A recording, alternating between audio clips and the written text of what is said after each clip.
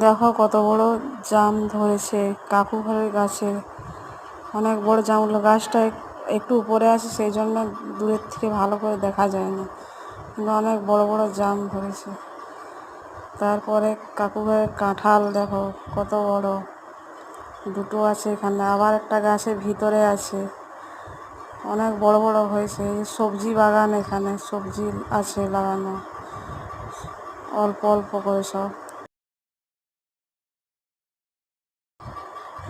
তারপরে দেখো এইখানে ভিতরে আবার আছে বড় দুটো কাঁঠাল আছে, ভিতরে একটা গাছে আছে।